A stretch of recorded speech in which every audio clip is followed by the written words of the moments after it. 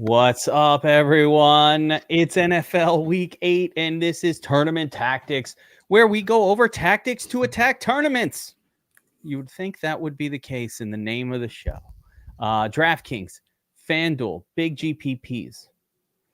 We got a big slate this week. We're finally back to a 13-gamer. We are back. And with me to break it down, as always, the Dream Team is here.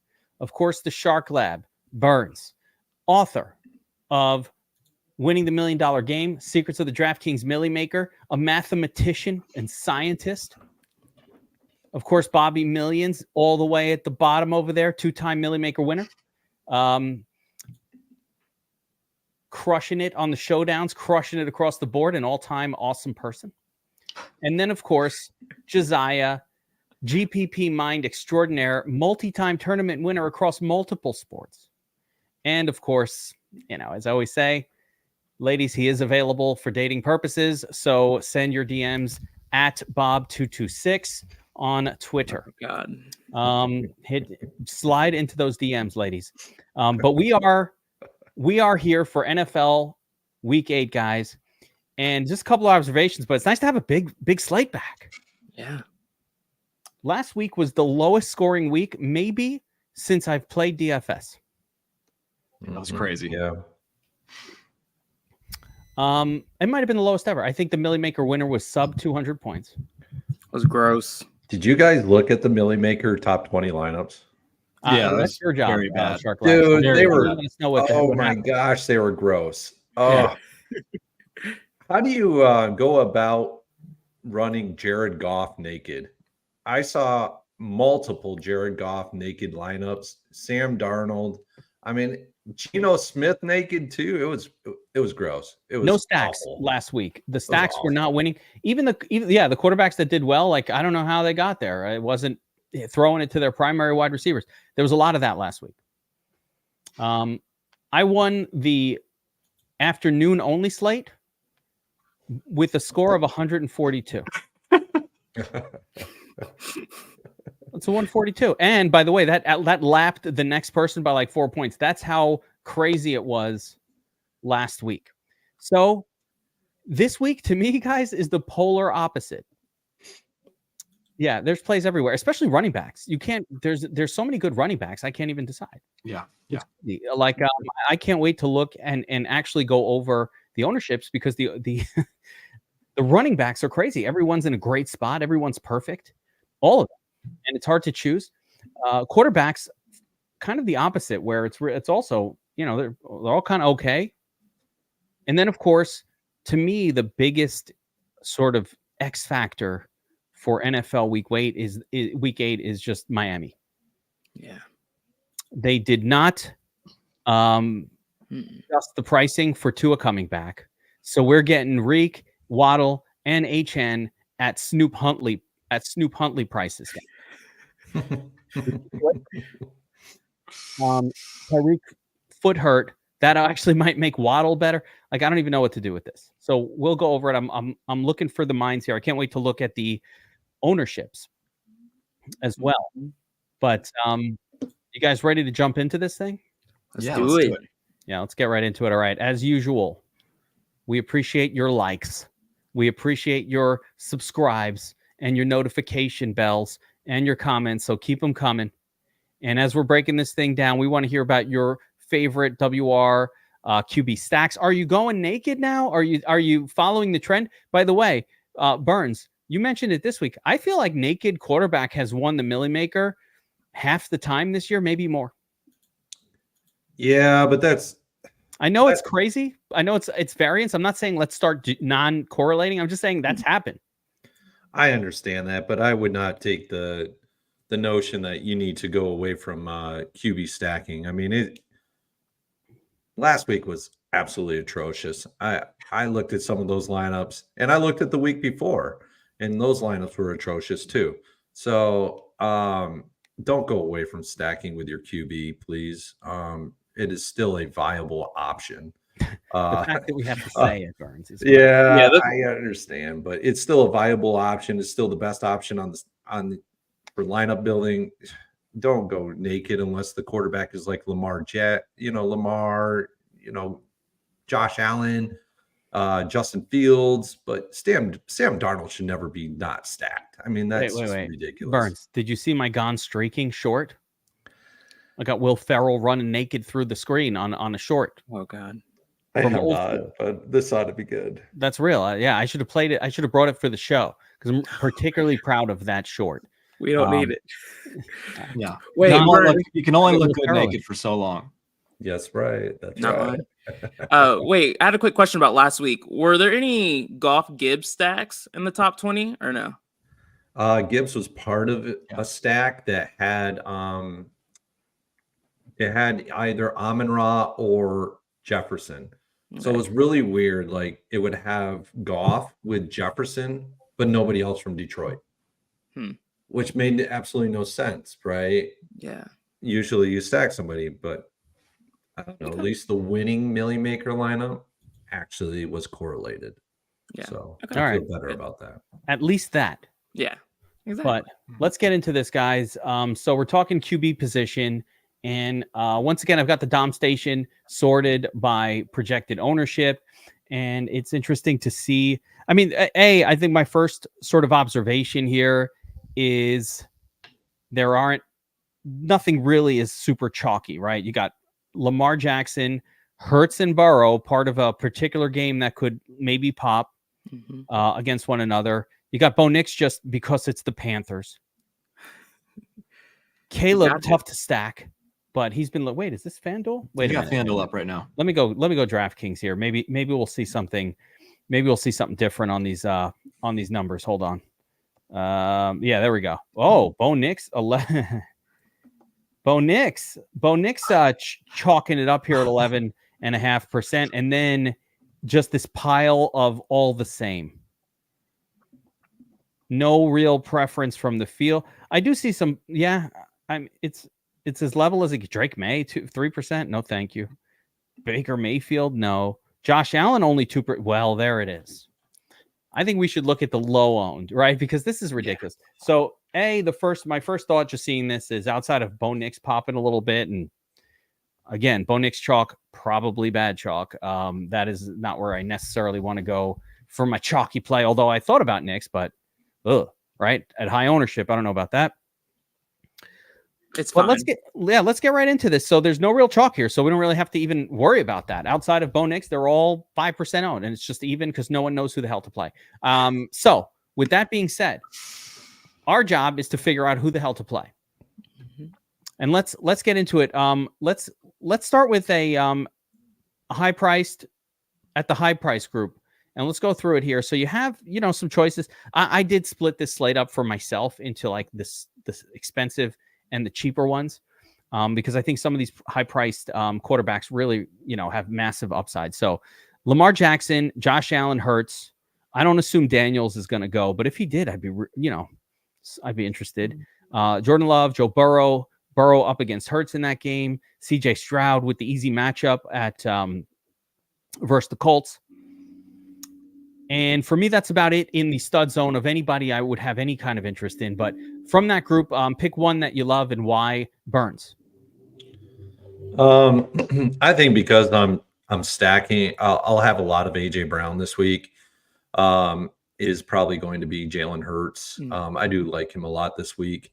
I really like how AJ Brown is against the scheme that he's going to be playing against. He's very he has a dynamic against that scheme that is one of the best on the entire slate. So I'll be playing.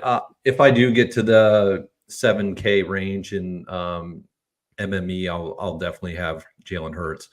I may even have him just singled out to my single entries or 3 maxes. But yeah, he's my guy at this range. Yeah, definitely SC playable. The only challenge to Hurts, as it's always been this year so far, is how much of those points will Saquon Barkley take? That's always the concern with any kind of Hurts lineup. It's been holding him back from those 30s.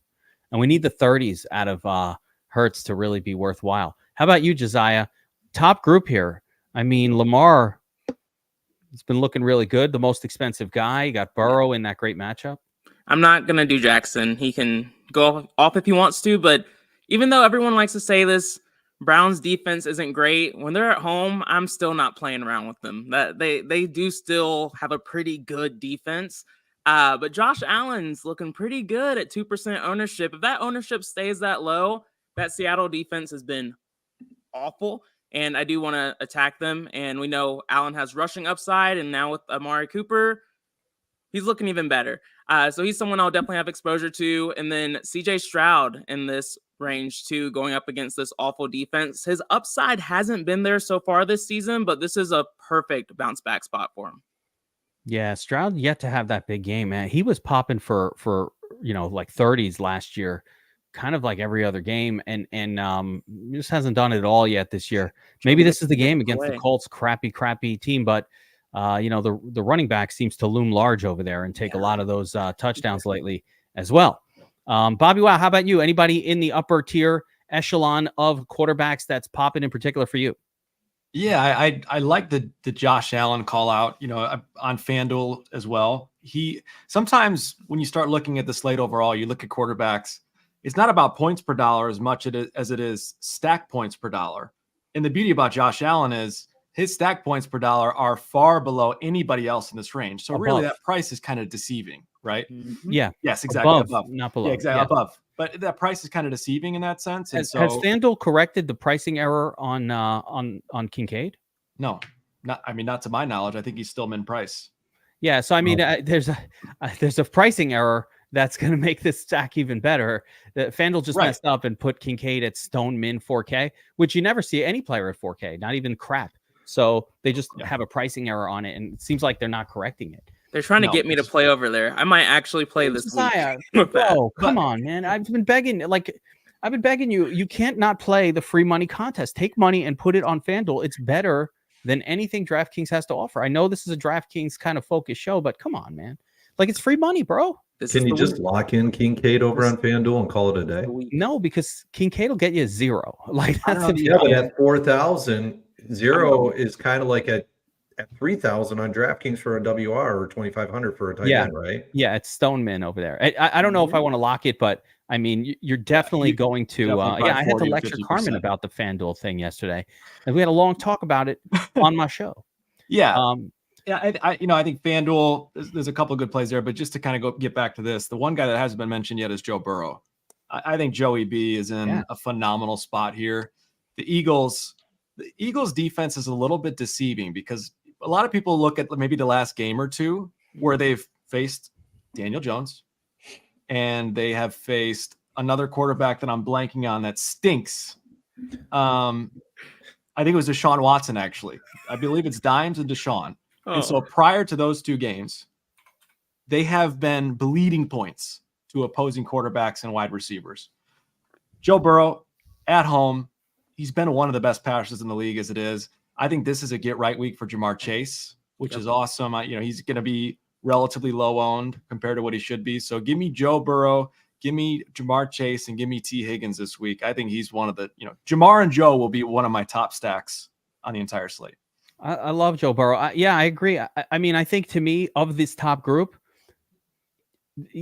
for reasons that you guys have already mentioned, Josh Allen must be played at lower ownership. It's not an expensive stack. They priced down his stack mates. Amari Cooper's there now.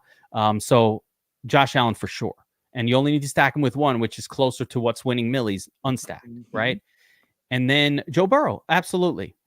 Joe Burrow, I feel like I'm like a broken record with Joe Burrow. Joe Burrow doesn't pop in games when the opponent is dead. But when he's against a live opponent, he is scary good. He puts up massive points. The Bengals don't have a dominant running back to steal all the tutties. Great call. And so let's move on, guys, to the meat of the slate here. And I don't really like anybody between 6K and like 6,200. I don't like this group at all. So for me, and I'm just going to throw this out there, I'm not on any of these guys. The highlighted crew here. I got Stroud, Mahomes, Baker, Goff, Kyler Murray, and Cousins. None of them are anybody that I'm on this week. Are any of you guys on any one of these quarterbacks? And if so, whom and why? The only one that's getting any kind of ownership, I guess, is Cousins getting a little bit of interest. I am going to have a tiny bit of exposure to Patrick Mahomes just because I'm a slave to him and Travis Kelce. So, but outside of that, no, I don't have any interest. I'll have interest in CJ Stroud. I mean, he's at home. He's facing a really porous defense in the Indianapolis Colts. I actually like that Tank Dell dudded last week. I think it's actually a favorable matchup here. I really like Stefan Diggs as the stacking partner here. I will have CJ Stroud with Mixon this week. I love it. I don't think it's a stack that many people will have because I don't think CJ Stroud's going to be that owned. He's not. Last year at this time, he was heavily owned. He won't be owned at all. Yeah, he'll be one of the lowest owned quarterbacks because I think he's in a great spot. I mean, you don't target CJ Stroud on the road. You target him at home. And this could be one of the games that he actually has a really good performance where he's about 30 DraftKings points and he's going to bring along somebody. So that, and I do have interest in Kirk Cousins this week. Metrically, he makes a lot of sense in this game. And so I'll have ownership in him. Tampa Bay is, this is going to be a weird game. They don't have anybody on the Tampa Bay side in terms of wide receivers. Godwin and Evans are both out, but I'll have ownership in Cousins, but it won't be a heavy dose of ownership. Okay. Not and I agree. I have Cousins exposure too right now, but I just don't know if that game stays competitive enough for him to pay off his price tag. It makes me a little nervous, but I agree with you, Burns. Like everything from like an analytics standpoint makes sense to play Kirk Cousins here, and we've seen that he has upside, so I'm not overly concerned about that. And then Tua, I feel like I'm going to play him against the Cardinals. This team, I think they get back on track with him back at the helm. It makes me nervous. I don't know how long he will last, but that's what DFS is for, to take shots like that. Listen, we're not going to sit here and predict that Tua comes back and gets another concussion. Okay, he's going to last the whole game. He will eventually get another concussion. I hope not. I hope he wears a Guardian helmet and he never gets another concussion in his whole career. But like that's coming. If that happens, we're not going to predict it. We're not going to know when that's happening. Hell yeah. Tua is a good play. How about you, BobbyWow? I'm going to get to this group with Tua because there's and Caleb. Okay, I feel like we've gone beyond the bounds of we no one's listening to the instructions here. We talked about Stroud earlier with Josiah. I got to crack down. Okay, yeah, Mahomes. It's only Mahomes. I don't have any Kirk Cousins this week. Yeah, I'm not interested in that. Even Mahomes. So for me, it's a no-go for that whole. Kev, before we get to the lower 6K guys, Jordan Love is actually in a really good spot here from a metric standpoint. Jacksonville has been very bad defensively in the secondary. The only problem with Jordan Love is who do you stack him with? And that is the ultimate question mark. Naked Joe Low. I think that might be the way to go, or you go super low salary stack and you go Tucker Kraft here. Him and Tucker Kraft have had a very good rapport in the red zone. And so I could see that as the pairing, and it's only going to cost you about 11 and a half to 12K. Here are some wide receivers, some pass catchers that could catch a touchdown from Joe Low. Dontavian Wicks. All of them. Christian Watson. I like Jaden Reed. Romeo Doubs. Taylor and Kraft. Tucker Kraft. That's a 5 spot. Now I'm not even going to include the running back who caught a touchdown from him last week, Josh Jacobs, because that was his only receiving touchdown of his career. But those are 5 names. It's too many names. Yeah, and I'll say this. One last, just to affirm Burns, like we talk about FanDuel sometimes has sharper pricing. Jordan Love is the second highest priced quarterback on the slate over on FanDuel. And also, by the way, Jolo got the vaunted 100 rating. That is the highest quarterback rating that the projection model and our rating system can give out. So yeah, of course, Jordan Love. But let's jump down to Burns has also been on Love like every week too. So this isn't new. The hard part with Love is when you're going to make your lineups, you don't want to click his name because then you don't know who to click it. It's just hard. I don't like the stack and it ruins it. So then I'm just like, I don't want to build around this because it's an uncomfortable stack. I don't want to pay up for Reed. And the other guys are all a mysterious group of 5 that it's 4 of them. It's too many. I mean, Christian Watson against the scheme that he's playing against is actually in the best spot. Him and Tucker Kraft. Great, but Christian Watson is going to get 4 targets most weeks, as the rest of them are, and it's just not enough. It's not enough targets for me. I don't feel good about it. What I do feel good about is sliding down to the 6,100 and below range, where there are some real bargains and some exciting plays. And, of course, Tua. We just got to address the Tua situation. I don't even mind stacking Tua this week. Like normally, remember Tua with Tua is cheap. No problem. Like when that stack was a 7,500 Waddle and 9K Hill and Tua at 6,500, it's just you need everybody to score. Like need to combine for 100. Now you're getting Waddle at like turd pricing. You're getting Hill at former stud on the decline pricing, and Tua at 6K. Dude, this is the easiest double stack you're ever gonna see. Yeah, there's just too many flags with Tua for me. I promise you, he will be chalky. He will be 10+% owned when things lock on Sunday. I would almost bet my life on it. And just going back to a guy coming off of his 19th concussion. Look, I don't think McDaniel's going to want his head on a stake. They're going to be telling Tua, we're going to get rid of the ball quickly, quick and short passes, and then we'll pound the rock and take care of the rest.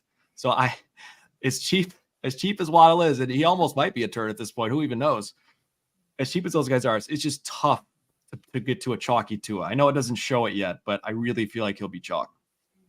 I'm not so sure if Waddle's going to be a good stacking partner just by what Bobby just said. It's mostly Waddle's a down the field wide receiver, right? It's in this one, you could almost just go Tyreek and Achane, or if you don't like Achane in this one, you could just go Tyreek and Jonnu Smith, because they're going to be the guys that are the short passing guys. And, Tyreek, all he has to do is catch his yak is crazy. Like when he's with Tua, he catches and then he breaks tackles and he's gone. Jonnu Smith, they get in the red zone, they're going to target him. So he's a better tight end with Tua. So HN too. Don't want to forget about him. Oh yeah, HN's. Yeah, HN is a perfectly acceptable stack with Tua as well. I had an interesting approach on the first look lineup. I don't know if you guys watched it or saw it, but I played the Miami guys. I played Tua. I played HN and Reek because the value is just too good to pass up. But I put naked Caleb in there because Caleb is Jordan Love-esque in the sense that it's not that easy to stack him. There's a lot of weapons on that team. It's tough to know where he's going to go with the football, especially on DraftKings. DJ Moore is priced up a little bit. Roma Dunze and I think Keenan Allen are sort of sketchy options. And Cole Kmet, it could be any of them. It's like Jordan Love, even Swift part 2, hard to stack. Now, BobbyWow, I want your opinion on it, but I played naked Tua. I went streaking on the first look lineup. I'm not naked Tua, naked Caleb on the first look, and it felt pretty good. He's so cheap on DraftKings. Yeah, you certainly could. I do think DJ Moore is the easiest and most convincing stack. I think, last week was kind of an odd week where Keenan Allen was featured. It almost felt like the coaches were like, hey, we got to get this guy involved. We got to force it. Otherwise, he's going to get it to be a squeaky wheel here. I think DJ Moore is far and away the clear number one guy. But you're right. It has been spread around. Even DeAndre Swift has gotten involved as a receiver. Yeah. So Caleb could certainly run one in. Or just spread it around to the touchdown game as a rusher. But yeah, I don't know. It's hard for me not to stack them. Okay, I think we're starting to forget that Caleb Williams is bad. He's had some really good matchups that have made him look good. He's had really good matchups that have made him look good. The Jaguars, the Bears, the Rams, the Colts. That's who he's going up against the last 4 weeks. He hasn't faced a real defense in a minute, and the Washington defense is an actual defense. They have How dare you? We're about to see it. We're about to see it. What? This coming from the mouth of someone who's clearly frustrated by his team and Bryce Young. Understandable. I know you don't mean it. I know that's frustration bubbling up. That's terrible. That was terrible like take. that. What is this? I'm sorry, Josiah. That was. I think Caleb Williams is good. I think this entire young crop of quarterbacks looks spectacular. We're going to get to some of those other ones. I wish Jaden Daniels was playing this week so we could have seen this matchup. We'll see if it happens. I would love to see the rookies square off who's the best. And then you got Drake May and Bo Nix in the background. Like, don't forget about us, motherfucker. We're still good. And then even Mike Penix over on the Falcons is waiting in the wings. This has been the best rookie QB class since. We got to go back to Phillip Rivers is and Ben Roethlisberger's rookie class to find a 4 spot that look as good as these 4 guys do. I don't agree with you at all, Josiah, but we'll see. I bet it's Jer. The bitterness that comes with missing on a first-round quarterback. It's brutal. A team with no hope of any sort of near future. I get it. It's understandable. Especially since Caleb was the pick they got from the Panthers. Oh, they torched him for the trade up. Oh, that's what's going on here. Just Lord to be have mercy very, on very their souls. Yeah, that was brutal. Like if the NFL was a dynasty league and the Panthers got burned that hard, they would never do business again. Like when I burn a team that bad in dynasty for whatever reason, like get one over on them, they're just like, I'll never trade with you again. Now that's it. I'm done. The Panthers and the Bears will never do business again. The sting is too recent. So yeah, Caleb's good, but what about the rest? So we have some other pay down options at the quarterback. I do like Caleb, but I'm just going to throw some names out here of viable plays, and then I'm going to give you my gummy play. I do have a gummy play. Don't say Jameis, please. That's all I'm asking. Hey, Jameis. It is Jameis. No, come on. You got to throw that. Because you do, BobbyWow. We did this before. We've been through this. When Flacco started, you ended up. No. I like Flacco. When Dalton started, you ended up in a turd hat, and you ended up in a hat, bro. I'm just saying. Where's the Friday? This is different than Andy Dalton. Andy Dalton stinks compared. Where's the Friday outtake with Chris Jameis Tucker stinks compared to Dalton. Jameis Winston is going to be Joe Flacco-esque. Oh my Lord! The head of the Browns team, slinging it. David Njoku's going to be running with those dreadlocks, blonde dreadlocks, just floating through the air. 14 targets. Yeah, but that's almost as bad as a take of Danny Dimes actually doing something last week, you know? Oh, don't remind me about Danny. He's dead to me. Danny Dimes is dead to me forever, by the way. Dude, I could have told you that. I mean, he is, from my beloved Giants, so I'm still looking for a new team, by the way. They suck so bad. I mean, we got to Dimes is dead to me forever. But no, that's just a gummy play. Can I have my crazy play? It's not exactly my focal point. It's yours. I'm just saying, let me get crazy with it. You want to, but there are other possibilities here. Bryce Young is going to outscore him. Let me throw out some names here. First of all, I'm going to warn everybody, don't play Aaron Rodgers. I don't really think Aaron Rodgers is a fantasy asset that you want to play. Okay. But Geno against the Bills, they're going to have to answer, although I'm concerned about Metcalf and if he's going to play. You've got Bo Nix, the chalk of the week against the Panthers. Chalk of the week? Really? Bo Nix? I mean, I get cute with Bo Nix, but chalk of the week? I'm probably not on that. I can't think of anyone else. So for me, those are the only viable ones. Do you guys like any of those names? So Josiah, you're playing Joe Nix this week? Nix? I'm playing Bo Nix. I mean, he's going to look like Michael Vick out there against this B squad Panthers defense. He's going to run his heart out. He's going to have great throws to Sutton and Vele. I mean, I think he's in a good spot. He's chalky. I'm hoping people get scared off of him, but I'm going to at least match the field, if not be a little bit over the field on him. You stacking with Deshaun Vele? Yeah, Vele, yeah. Is Vele the best stack with him? I mean, Cortland Sutton is the more obvious one, but I don't know. I feel like Cortland Sutton is like a disappointment machine. I mean, talking about playing a guy naked, Bo Nix is playable naked too. Like he can definitely run a couple in. Thoughts on that, BobbyWow? Nix, you've got. I don't see any other viable plays here. Maybe you guys do, and let me know. I think it's outside of Winston. Can Anthony Richardson be used? Maybe Trevor Lawrence. I don't like any of it.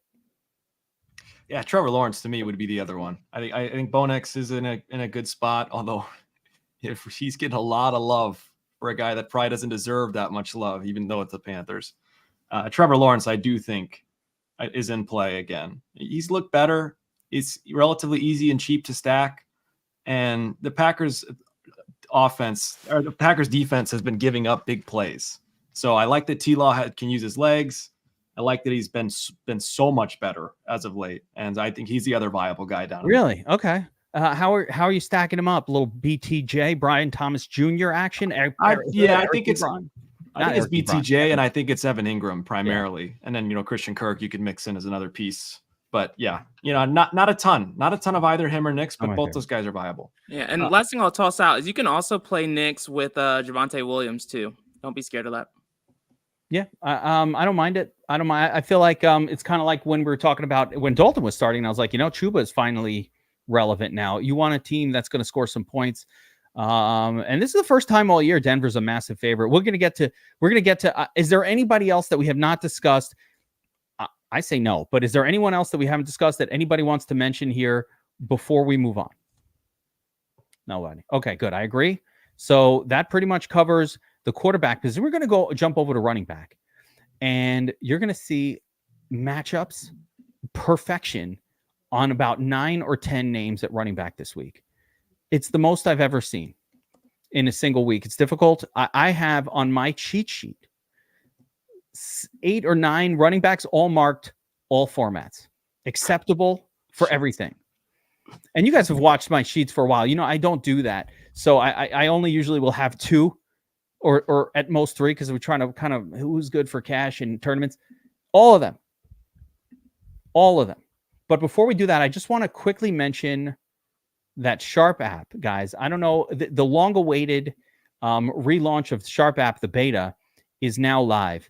And for any of you guys who are watching who are into sports betting, Sharp.app is where you get this. So what Sharp app has done is it's taken its current suite of tools and enhanced them with 60 sports books. So we have this amazing screen here where you could choose from pretty much every sports book in existence, Sharp books, Square books, both for regular odds, for every kind of market that you'd want. So all of the various prop odds, and you could see multiple markets and really get ahead of the game as a sports bettor. In addition, the Proptimizer tool, which is our sort of what I call it, the Sharp app, the base of what we do at Sharp app, has added prize picks, underdog, DraftKings pick 6, fliv, hot streak, parlay play. So literally covering every DFS pick'em site in existence, both with market-based and top-down betting approaches. So top-down betting approaches are finding the Sharp sports books and then finding books that are far away from those and simply taking the value of the books being far away. And then bottom up is our internal projection models for these various props. You'll quickly identify here. I'll just pull up prize picks, and you very quickly identify sort of the top values on any given slate, either on the sports book or on the DFS site. So really want you guys to check it out, see what we have going on here. Like, oh yeah, we like the unders on Xavier Worthy. There you go. And you'll get all the different sports books for a play like that. You'll get the game logs for the player, pretty much everything you need to make informed betting decisions. And the best part is this is just the beginning. Sharp app continues to evolve and get better for sports bettors. And of course, the amazing community. And my favorite part, the Sharp report, where you will beat the closing line by following this. But BobbyWows, you know this. You beat the closing line. If you want to be a sports bettor, you can follow what we call the Sharps, the Sharp money, and just look at how often you're beating the closing line. Detroit -7.5. It's at -10 now. Cincinnati -2, -2.5. This is just live and right now, right? Pittsburgh -4. It's -6 now. If you were watching the Sharp report, you are getting these lines. KC -5.5. It's -9.5 now. You are getting these lines and you're beating the closing line. And if you're a Sharp bettor, you should be beating the closing lines. That's what the Sharp report does. So if you guys want to check out Sharp app, go to sharp.app. Promo code DFSA25 gets you 25% off. There are 2 plans, and I'm actually going to explain the 2 plans real quick. The $49.99 plan covers all the prop sites. You'll get the Sharp report, and it is what most people need. The Pro Plus plan, the $99 plan, that's for real-time odds to the second, and the EV tool that's coming down the road, the alerts directly to your phone for steam moves, and all really advanced tools for advanced sports bettors. So either way, both of them come with the Sharp app community. And it's very much like DFS Army community and a Discord where you have sharp bettors and pros and coaches that they're called coaches that will help you learn how to use these tools to help your sports betting game. So please check out the Sharp app at sharp.app is the website, or of course you can download Sharp app on the iOS or Android stores. It is an app, it is a website, it's everything, and it is improving week to week. We'd love you guys to check it out. Sharp.app is the website. All right, BobbyWow, you're a big fan of the Sharp report. I am, because I'm a total betting noob, and so that's kind of been my thing over the last year, is to try and learn what betting actually is and how to try and gain an advantage. And it's been a blast to learn from the coaches and learn from the Sharp report. So yeah, I'm a big fan. Yeah, I don't even like to promote the fact that of course the coaches are giving out their plays in the Discord as well. So if you just want to follow along with sharp bettors, and it's not even that, it's just they just kind of teach you why, like they tell you what it means by mega or what sharp means. It's just good stuff. Yeah, absolutely. So let's move on. Let's talk about the running backs for NFL Week 8 and start. I'm going to sort once again the Dom Station. Actually, I'll just do a quick ownership sort, and we'll get a look at who the chalk is here. And one of them is really weird, and genuinely, I want you guys to explain this one to me. But of all the so Breece Hall, fine. Jets, massive favorite. I get it. Achane underpriced for the role. Totally get that. J.K. Dobbins is a little surprising me. I get that the Chargers are heavy favorites here. Are you surprised to see J.K. Dobbins as the third kind of chalkiest guy? Burns, you're saying no. You think he belongs there? Metrically, he does. Okay. So he's facing the 27th ranked defense in fantasy points allowed to the position. They are the 27th ranked defense against pass catching running backs, and J.K. Dobbins excels as a pass catching running back. This is not a surprise to me. I think this is where he belongs as a projection for ownership. He's had very good weeks this year. And he is actually the bell cow in this offense. So it's a little surprising. I mean, for me, it's surprising. I don't really think of J.K. Dobbins as like that level of a stud, a 7K kind of running back. BobbyWow, you seem like you have something to say. Yeah, I just think we kind of saw the formula of what teams are going to show against the Chargers last week with Arizona. People are daring Justin Herbert to beat them, and they're going to stack the box. And J.K. Dobbins is going to be met with some resistance here, like we saw last week against Arizona. I just think he's coming up in price. A chalky Dobbins. We talked about fading him last week. I'm okay, kind of being underweight again here, just because. For all the reasons that I just mentioned. I'll be underweight on him, even more so because the ownership is ridiculous, and there are so many elite spots this week that you just don't need to do it. You don't need to play chalk. Watch when we go through this position group. You're going to see, including Dobbins, everybody's in a smash spot. It's crazy. I mean, Joe Mixon at the Colts. Yes, please. Right? What? Okay. Healthy. Thank you very much. I'll take some of that. Javonte Williams at the Panthers, Josiah. Yep. Not only the regular Panthers, the dead Panthers with Young at the helm against Denver. You know how many times this guy's going to have goal line opportunities just provided by that defense? So true. It's just going to happen over and over again. Bijan against a partially dead Bucs team that can't hold on, that have no wide receivers on it. Kareem Hunt against the Raiders. It keeps going. What, Kevin? Who else? Oh, what about Josh Jacobs against the Jaguars? Oh, that's pretty good. How about Swift against Washington? Everybody's in a good spot. Everybody. So with that being said, how do we choose, guys? Give me some of your favorite running backs. Burns, give me a stud and a mid running back. Give me your two favorites for NFL Week 8. The guys who you're clicking first. And if you don't have a favorite, I get it, because it's hard to pick just one here, but give me two of yours that really stand out, and we'll go through. Everybody will give their two. Yeah, at the mid range, I'm going to go. I'm going off script here. Like two guys that I'm probably going to be really in bed with this week from an ownership perspective in my lineups is James Cook. He is one guy that I'm going to be heavy on this week. He is too 3% owned this week. 1%. This dude is in an awesome matchup. He is the 7K guy if you want to get off of ownership. He is the guy. The next guy, well, the next two guys, I'm gonna have a good amount of James Conner this week as well against Miami. He could very well destroy the slate this week at 6,500. It's just a really good matchup for him. Metrically, it's something that stands out. Miami is very good against pass catching running backs, but I don't think he gets it done through the air. I think James Conner gets it done ground and pounds. And another guy that's probably going to go overlooked this week. Typically, we target him. He's a pass catching running back. We target him through the air. But I don't think he's going to get it done that way. He's pretty much their only option at this point is Alvin Kamara. I'll have some ownership in him as well. Hold on. I didn't know you were going to bust out with Kamara.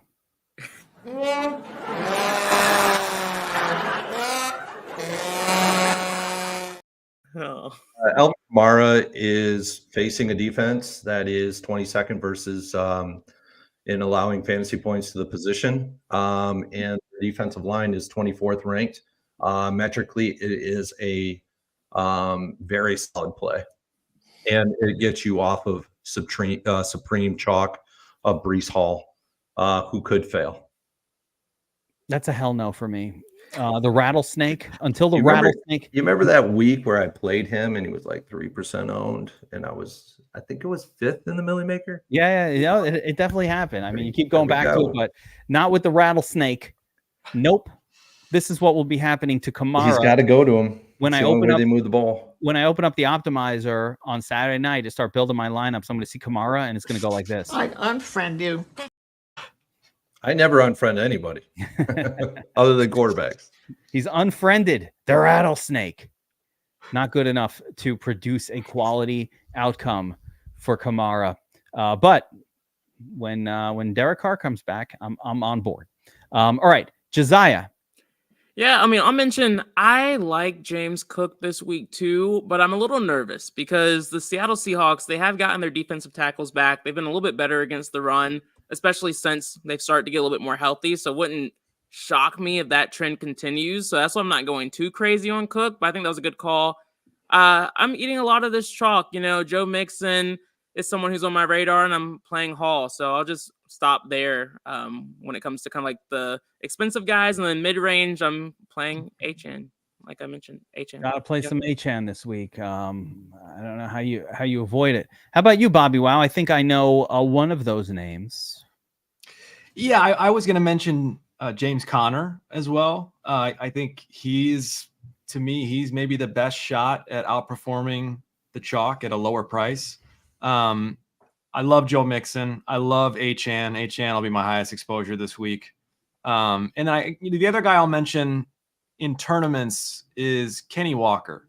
You know, I think Kenneth Walker gets overlooked week in and week out, and he just keeps getting it done. You know, I think 28 points, the 19, where are we at? Game log. Last week he scored multiple touchdowns. He's getting 16, 17, 18, 20 touches. You know, he's been kind of banged up a little bit, but it hasn't been an issue for him the last couple games touch-wise. So I just feel like if someone is going to like break open the slate and outscore Henry and Barkley and even Mixon, it's probably going to be Kenny Walker. So I really like the idea of ping-ponging Josh Allen stacks and bringing it back with Kenny on the other side. Yeah. I'm just going to say I like Dobbins. I was gonna say I like Dobbins too. I know you're really crapping on Burns' play there, and Bobby, you didn't like it either. I wasn't gonna crap on him. I want to crap on Kamara more than Dobbins. I understand the Dobbins play. Yeah, I'm just gonna crap on the Rattlesnakes running back because I don't like teams that are terrible on offense. I don't want anybody from that team. I want no one. Can't move the football. And I actually think the Chargers defense is good. I think the Chargers are going to destroy the Saints. I think they're going to just wreck them. I have some stuff I want to say about this running back group. First of all, being the sexiness of all of these cheaper plays has caused Barkley and Derrick Henry to be unmentionable and have no ownership because it's just like, why am I paying up? There's so many great spots lower. So that's somewhat interesting for me. Just like the fact that you're going to get unknown Henry and Barkley. Both of those guys have 30-point ups. I don't think I really want to play them either because I like to save the salary as well. The guy that you guys haven't met, or no one met, and I like the chalk. I think Breece Hall is good chalk. I think it's a great play, right? I don't like chalk in general, but I get why they're chalky. I love Mixon and Kenny Walker. Great call. Love that. By the way, didn't even mention, but Seattle's Buffalo's been pretty mid against the run. Like you could run on the Bills. It's not been. You might even say cheeks. What's that? I said some might even say cheeks. Yeah, or low. Somebody talk not mid, but low. I don't know, but cheeks. Culture. I'm not fully understanding what cheeks actually means, so I'm going to avoid saying it because I'm not sure what it actually means, and I feel like I'm going to sound like an idiot. But pay down that no one mentioned that is one of my favorites. Now you didn't. I put Swift on screen for you, BobbyWow. I saw it. You didn't say the name. I'm going to say Swift. He's I like solid. Swift. Yeah, solid. absolutely. One of my favorites though is Kareem Hunt. The Cream. Yeah. What's wrong with the Cream? Going up against the Raiders. Raiders stink. Chiefs will be sort of our massive favorites in this game. And Hunt has gotten 22 and 27 carries over the past 2 weeks. He certainly can catch a pass, although I wish he was a slightly more involved in the passing game. And the return of Clyde Edwards-Helaire, it means nothing. No. Yeah, Clyde Edwards-Helaire is not good. So I don't even get it. So too, it's just you play the chalky running backs this week, and then you can get different with like your James Cooks and so forth. But you play the chalk at running back this week. See, I'm just trying to type I in like him, Kyle. Cream, get the money, dollar bills, y'all. About the Cream. There, my pronunciation has meaning. Okay, so yeah, and Javonte Williams. A lot of, I think the takeaway, and even Tank Bigsby, by the way, Bigsby Smalls, he's got no competition. Travis Etienne, game time decision, probably not going to play. No Tank Bigsby people? Bigsby Smalls. Yeah. I mean, if Etienne's out, yeah, but no way. If Etienne's playing, Etienne's not going to play. This dude got 26 carries last week. Let's not discount. They don't throw to the running backs, though, that Jaguars team. It's been a thing with them for a while. If he was cheaper, I would get it, but we're not really getting a discount. No, yeah, he's full price. There's HN. He's full price. So a couple of names here in the sub 6K category, and I just want to gauge interest from you guys and just call it out if this is of any interest at all. First one is Mostert, just like for an alternate to HN, just getting GPP crazy with it. Anyone? Not really. Rashad White coming off the big game last week. Still didn't, the Bucs will have to throw to the running backs quite a bit with no wide receivers on the roster. Do you think that increases Rashad White's sort of activity or interest? BobbyWow says no. Bobby says no. Let's just be honest with ourselves and keep in mind that came in blowout run. Like at least half of those fantasy points came when they were down by 30 points, dumping it off. Yeah. You got a lucky dump off touchdown. That'll probably Lucky Irving's healthy, so the three-headed monster will be back. Could be against Atlanta by halftime, they'll be down by 30. And I will say, Chase Brown for me would be the guy I'm looking at in this range, just above Rashad White. Chase Brown, a possible. It's tough for me to play Chase Brown. So hard. It's tough for me for any of these guys because the volume is going to be so much less than anybody who's like 6K or above. But yeah, Brown has definitely been the better. Got 17 touches last week.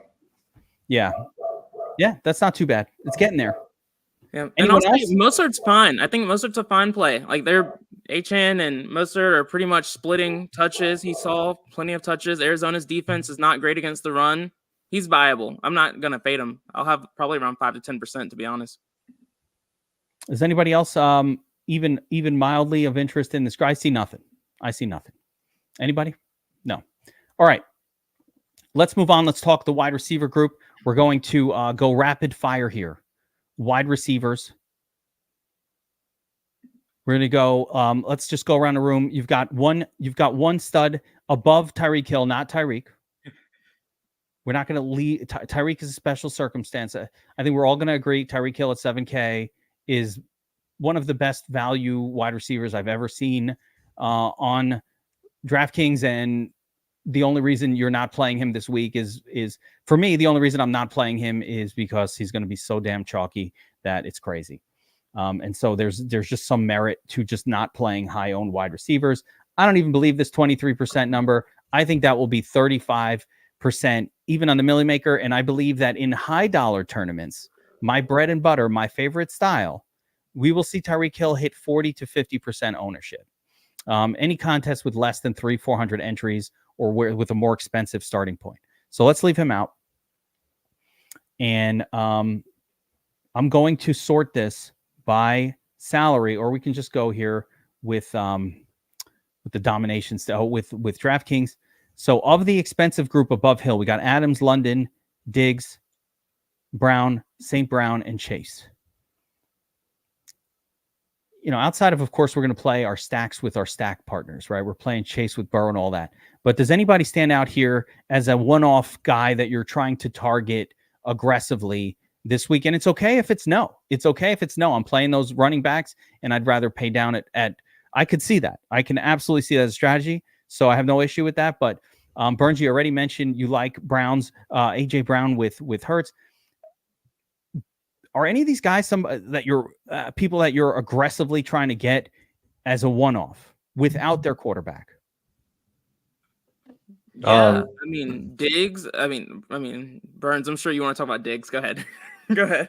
Maybe. No, I mean Diggs will be in my player pool for sure. I mean with CJ Stroud, he's my primary stacking partner with him. I like AJ Brown. He's very viable this week. And then Chase. Jamar Chase. I mean, he's a great stacking piece with Burrow if you want to go there. That's fair. Josiah, anybody up here that you're aggressively targeting? Drake London? Only because he's chalky. That's the main reason why I'm not going out of my way to force that. But Diggs and Chase are two guys that I am forcing into my lineups because I love their matchups and I like the game environments too. So, BobbyWow. Yep. For me, it's Chase and Brown. I have no issue going with them on standalone plays. Obviously, they'll be stacked too, but fine as standalone as well. Yeah, it's part of that game. I think I might have enough just stack exposure to that game with the quarterbacks that I might just then say, I don't need it for my Burrow Hurts lineups, but I totally get it. And it is, I agree on those two guys. I mean, listen, Collins and Godwin being out and Evans being out kind of squeak down the expensive range to just a few names here. Mm-hmm. Diggs has not paid off his salary, not once yet this season. It could come. And I think that Drake London is just priced a little bit out of the realm of, he seems to get a lot of 18s and 20s. He's priced for a 30. It's going to happen once in a while, but, only 1 out of 5 times. So you got about a 20% shot with Drake London to get there. The name that it's tough for me to do. Obviously, I like the Jets. Devontae. I know the breakout game with Aaron Rodgers is coming. I'm not sure that it could happen. It could actually happen now, but I'm not sure that this is the game for it with Breece Hall. You know what? I guess it'd be an interesting tournament tactic to just fade Breece Hall in favor of like Devontae. Devontae gets 2 touchdowns. Breece Hall gets none. Yeah, I just feel like it's equally as likely in this game that it could turn into like an ugly grinding fest in New England. So that's my biggest concern. Yeah. Will Deontay Johnson be traded? Probably. Yeah. I don't think he's getting traded this year. Another hospital? He's injured. He's not playing this week. Yeah, I don't think he's getting traded this season.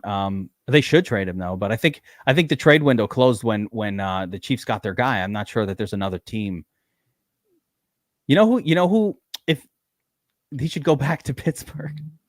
That's where they need to bring him back. I mean, that would be a great fit for him. It's weird that to say that, but that's where he should be. That's where he should be. Chiefs will be interesting too. Yeah, could be. I wonder if that's the Tua D's nuts from my fantasy leagues. I've got one in my dynasty league. In one of my dynasty, there's someone by that name in my dynasty league. All right.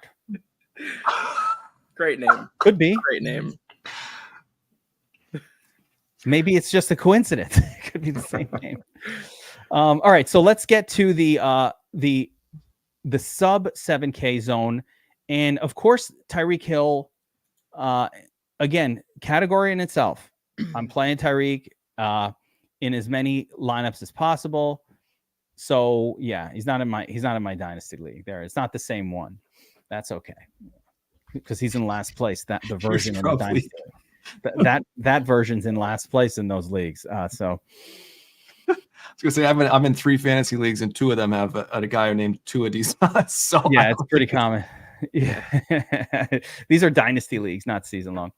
All right, so I'm just gonna quickly dismiss some names here. Right, I'm not playing McLaurin. Zay Flowers Q tag a little sketchy. I don't like it. Marvin Harrison Jr. I think it's bad for Marvin Harrison Jr. You know, Marvin Harrison Jr.'s prop based projection, is the same as like guys who are at 5K. It's really bad. Mm-hmm. So DraftKings has him priced for name value, and his production has not come anywhere near justifying this price. That doesn't mean it can't happen. It just means he's not priced appropriately for his projection. But getting down in this group here, this is where we're gonna have to get cozy. Of course, we're gonna have Tyreek Hill in our lineup. Metcalf got the Q-Tech. Is there anybody in this between 7 and it could be no one, guys? This down here I see some names that look pretty good, but between 7 to 6K, Burns, give me your favorite one wide receiver not named Tyreek Hill. Oh man, you got to go to me first. Yes, you got to be ready. Tough. This is tournament tactics. I know this one's tough. This isn't a great group like it was last week. I mean, these guys are. That's what I said. It's a tough one this week. But if I had to go to anyone, it would. I would debate. I think DJ Moore's in a great spot. He's got a great matchup coming in. Stacking him with Caleb Williams. There you go. That's okay. You only need one. Only one. That's it. Right. Don't break the rules. BobbyWow, you got one. You get one shot at this one, Burns. One shot. Everybody knows the rules. One bite. Like I said, I will. One bite, Burns. Everybody knows the rules. You can take another bite though, if you want. You can take another bite. Josiah, how about you? Give me a name in this group that you're aggressively targeting. Yeah, I mean, Amari Cooper, is that cheating? I feel like no, that's fair. Yeah, Amari. Yeah, and Tank Dell, I like him a lot too. Both of them. That was cheating when you gave you 2. Unbelievable. Broke the rules. One bite. Everybody knows the rules, guys. Come on. BobbyWow. Well, I'll say Burnsy took DJ Moore. Well, DJ Moore. But isn't DJ Moore just a stack with? I unfairly took Tank Dell. I'm gonna say T Higgins. I think I love Jamar Chase. He's probably my favorite play at wide receiver this week. But you can't ignore T Higgins, the volume that he's been seeing the last couple of weeks. He's officially back. Now he's not finding the end zone a bunch. He's not putting up 100 yards, not hitting that bonus. But this is a game where I think both of them could end up with 100 receiving yards easily. So T Higgins, in terms of upside, probably the best option of the group here. Yeah, he was the other guy I was going to go to. Yeah, I like T a little bit. Anyone. My guy, I think, would be Tank Dell in this zone. He didn't get it done last week. I kind of like that. You get to bounce back with him. Kind of like I'm not sure if he's really a stud at this point off a dud, or it's just like, a player off a dud, but coming off the 0, it's going to be tougher to push that button. Much better matchup this week. The Colts are just effectively a dead team, so they don't have any kind of defensive resistance on the Colts right now. So I think Dell could pop. And I like players indoors. Anytime it's an indoor environment, I prefer it. And I get it with Amari Cooper. He only ran 13 routes last week. They threw to him effectively 5 times out of the 13 times he ran a route. I think he'll run more than 13 this week. Yeah. He's got a whole week of practice. So, I don't think he's going to get a 90% snap count, but we might get him up to 60%, I would say, or something like that. And that's probably pretty good. Mm-hmm. Amari Cooper is a real talented wide receiver. So maybe we can get some of that vintage Stephon Diggs production from Amari. All right, let's shift our gears down sub 6K to the, I would say a little more crowded group of potential plays here. And BobbyWow, Morning, I'm going to start with you here. So, we got to get comfortable in this zone here. From the rest of the sort of, and we're not going to jump to the super bargains, but from the rest of these wide receivers, give me 2 names of wide receivers in this category that, you're kind of clicking on first when you're building a lineup. It's like, yep, all right, who are your go-tos here? Yeah, I'm gonna have to say my first one is probably gonna be Ladd McConkey, just because I think we're gonna continue to see this trend of teams forcing Justin Herbert to throw the football to beat them. Ladd McConkey was dead for 3.5 quarters last game, and then came alive with like 6 or 7 minutes left. Came alive, but by that I mean he caught 5 passes. I just think this guy is due for a little bit more of a breakout, more of like a 17 or 18 point week. I would not be shocked if it came here. So I'll have plenty of Ladd at only $5,100, and then it's not exciting. It's a little gross, but I feel like the ownership is way too low on Courtland Sutton. I know people want to give up on him. Last week he had no targets, which recency bias. Go ahead.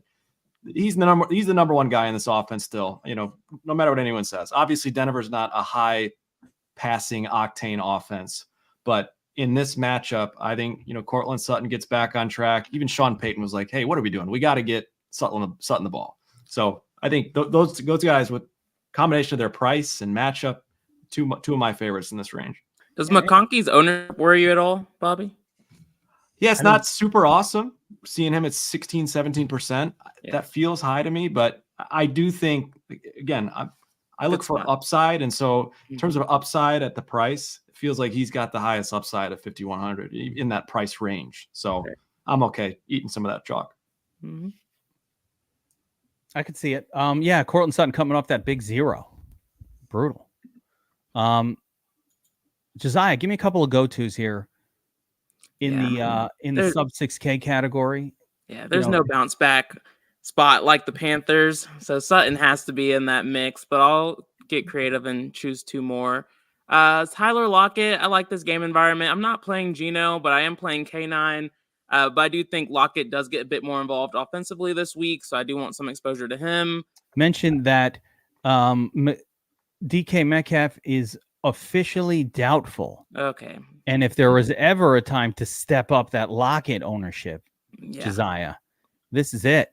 Yeah, I mean, it's a good spot, but he'll be more chalky than 2%. Then yeah, it's going to come up. It's not widely understood that Metcalf is going to miss this week, and when that does happen, I think it's going to be a Jackson Smith and Jigba versus Tyler Lockett sort of question, and I think you're right. I think the answer is Lockett. I think the correct answer is Lockett. Yep. So I'll go Lockett, and then there's so many wideouts I like in this spot. I'll toss in Christian Kirk too as someone that I'll be over the field on. I want like a throw up little thingy because Christian Kirk makes me sick. Yeah, me too. But he's cheap. Sickens me. Offense is looking better. I'll take a shot. Real Jozo got it. Bobo time. 3K Stoneman Bobo. I think we should call him Jake Bobo Fett. No, Bobo. I don't know. I got to work on nowhere that near one. as cool. I tried to come up on it on the spot. I apologize for that one. Bobo Fett. No. Better. I'll keep working. I'm going to keep working on that material for next time. Burns. Yeah. If you're not high on DJ Moore this week, I think Keenan Allen has a very good matchup. He's in the slot. This is where we see him excel, and I think he's going to excel in this game. I think he is actually going to be the guy that takes over in this game. Him against the scheme he does very well against this scheme because he is actually in the slot, and he gets away from that zone coverage. So I'll actually have more of Keenan Allen with Caleb Williams than I will with DJ Moore. I just like that $800 savings there. So he's my one guy. And then way below into the 4K range, Rashad Bateman has a decent matchup too. So now you know why I'm running Caleb naked. Yeah, I mean it's tough, Burns and I'm right here with Burns and BobbyWow. One guy likes Moore, the other one likes Keenan Allen. It's probably gonna end up being Rome Odunze anyway. So I might as well just like not guess. And I'm just going rolling, streaking style with Caleb. But I think that's the dilemma. It's the same dilemma every week. We just don't realize it as much. It's yes, I think you should have enough of Caleb Williams where you can stack all those guys. Just get enough stacks with all those guys mixed in. I don't buy into the fact that you have to run them naked. That's crazy to me. Probably right. You're probably right. One name, DeAndre Hopkins at 4,900, new team. No one mentioned Waddle in the secondary discussion, but for the most part, Josiah, I'm with you. I think Lockett is like the play, and you got to play him with Metcalf out. It's just like one of those things that you do in DFS. So that's something I'll be on. I really don't love too much else going on in this category, except maybe get a little weird with Jacoby Myers, the law firm coming back, is supposed to play, and only because they have no one else to throw to. And when he's been the solo guy on that team getting targets, it's not like the Chiefs have a Ladarius Sneed on the team to sort of shut down whatever wide receiver is getting focused on. So I could see Myers getting, as long as he stays healthy. I'm definitely nervous about the Q tag. Don't get me wrong. I'm worried about it. But if Jacoby's out there, busting legal briefs out on the field, getting targeted 10, 12, 14 times for 5,400, I'm good with that. That's enough for me. Call. Yeah, I'm on it. I'm fine with it. The Q tag upsets me, but he did practice. I think he's fine. They're saying he's going to play, but there are some extreme bargains on this slate. So let's get into one thing quick. One last thing in this range. I think Mahomes, Kelsey, Hopkins stack takes down the Millie this week. Huh. Timestamp that 1 hour, 6 minutes, 52 seconds. Just Mahomes, Kelsey, DeAndre Hopkins.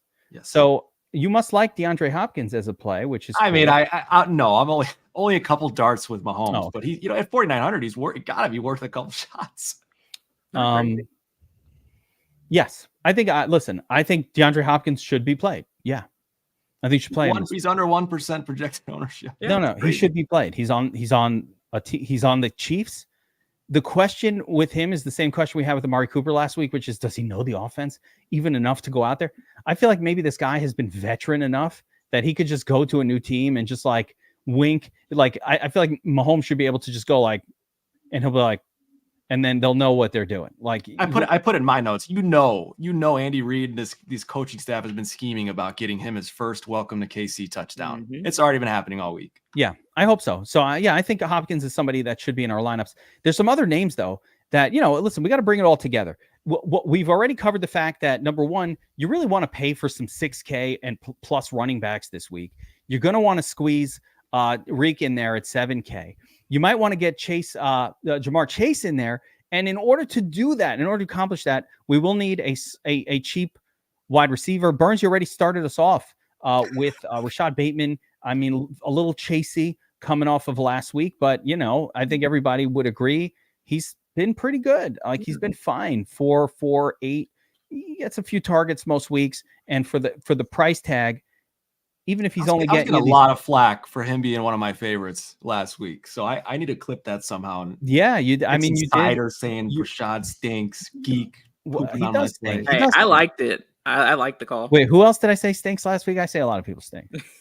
You liked Sterling Shepard over Rashad Bateman quite a bit. I did like Sterling, so mea culpa in that game. That was a showdown breakdown. You're twisting up the shows, BobbyWow. Sorry, my bad. The showdown. We're not twisting these things. But yeah, you're right. And listen, Rachaad White had a monster game, but he did it off of 4 targets once again. So let's cool the Jets. Let's cool the Jets on the expectations there, just a smidge. But there are some extreme values sub 5K. So I don't want to spit the names out. I would like for you guys to do that. So once again, Bobby, I'm going to go back to you. I'm going to go right back to you because I know you have these ready in hand. Who are your favorite pay down options? The guys who are going to open up the salary. We've got multiple teams with injured wide receivers. Of course, the Tampa crew is high on the list. You've got an finally live Broncos team that might have some names that we're not used to. Where are you going at wide receiver to save salary this week? It's Jalen McMillan for me. I think we were 1 week. I was 1 week early on him last week, but we kind of saw how much he was involved. A couple throws near the end zone that just missed on him. And Baker, he's going to sling the football regardless. So, Trey Palmer also in the conversation as well. I just think McMillan is like a legitimate future wide receiver, and they're going to get him involved as much as possible. So I think his upside is as good as anybody's down here. I like McMillan a lot. J-Mac, I like it. Josiah, how about you? Yeah, I mean, like you said, there's so many wideouts I like in this range. I already talked about Vele. I think he's someone you can play by himself, unstacked without Nicks. And then just to get a little cute and gummy play it, I think Coker with Deontay Johnson out, he'll see more targets. He's been playing with the second stringers with Bryce, so hopefully they have a little bit of a connection more than the other guys. And so I think he could be a little sneaky too. That's as gummy play as it gets. I've got a gummy play that I'm saving, but this one took it even further. Like I need to take like 3 gummies to get to Coker. I like that a lot. Yeah, pretty wild. Burns, how about you? Who are you saving salary on at wide receiver this week and planting the flag with? I mean, the low salary guys are there for a reason. I'm not going to try to get anybody below 4K. I mean, it's like, come on, man. This is why I build my lineups very stable, like 6K running backs, my 3K tight ends. These 3K wide receivers have absolutely horrendous matchups. They're not great by any stretch. If you can make a case for McMillan, by all means, go ahead. But in his scheme, he is atrocious so far. Half a yards per route ran against zone isn't going to get it done for me. He's not even going to make my lineups. If I'm not going to try to make him in any of my lineups. If he happens organically, by all means. But that's why these guys are 3K, under 4K. Rashad Bateman, I mean, he is schematically in a really good spot. I think I called out Nelson Aguilar last week, but if Zay Flowers is out in this game, Aguilar becomes a very nice piece in this game. So yeah, and I'll touch on another one too. Troy Franklin. If you don't like Cortland Sutton this week, Troy Franklin was the guy who's getting all the targets. So I think you can look at him too. Troy, wait a second. I think he's a better option than Bailey. I might have one that go way under the radar, but I'll save him after Geeks. So I have a crazy one. Forgot about him until I just remembered him. So here's the gummy play. All right, so I agree. I love the Troy Franklin call as well. Vele is the guy though that really stood out for me as like, why not? Bo Nix is going to be high owned. Let's get some Dushan going, or Devon or however his name is. But Troy Franklin might be better, Josiah. So he's a long-term guy. Troy, just like McMillan. Troy Franklin is like the legit wide receiver potential type of guy. Yeah, but Devon also, I looked him up, and the issue with him and the reason he was a 7th round pick was much because he's just old. He was just an old college man. He's 26. He was still in college. Like what? No one wants an old guy. I've seen that movie with Velus Jones before. Yeah, it's never that great. You're right. It's never that great. But actually, Calvin Ridley was also super old coming out. But here's my crazy, and this is a real gummy play, meaning like it actually took an actual to come up with this one. So I was thinking about this slate and how the Miami guys are going to be so chalk. Mm-hmm. And, how do you sort of get some tournament tactics, some tournament leverage on that?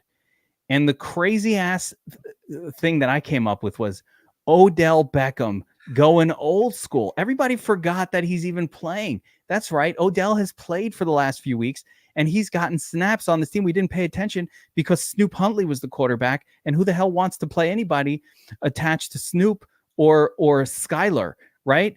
I don't know why Walter White's wife from Breaking Bad became the quarterback of the Dolphins, but somehow Skylar is there.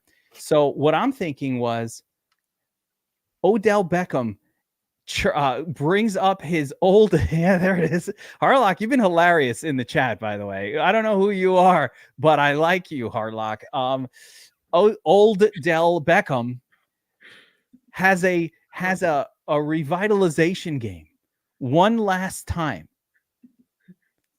and it burns all the people who went chalk like Reek or Waddle. It's like you're watching the game. It's like, oh my God, Odell got another touchdown. He got 2 touchdowns, and Reek is failing.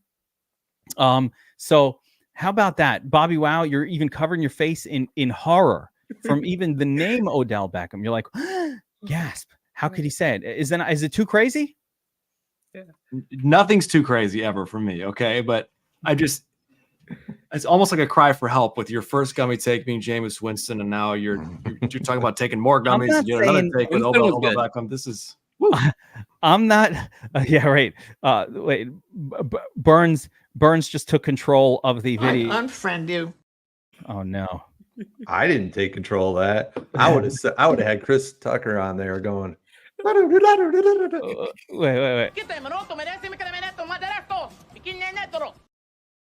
That's it. It's crazy talk. That's Beckham right there. Yeah. Oh, that's your favorite. Yeah. I need to get the clips guy to get some new clips because I feel like we repeat the same ones. Since I don't have the ability to create clips on my own with my lack of video expertise here.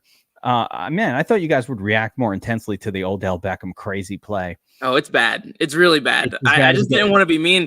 I think it's so. If you've watched him play the last few weeks, he looks awful.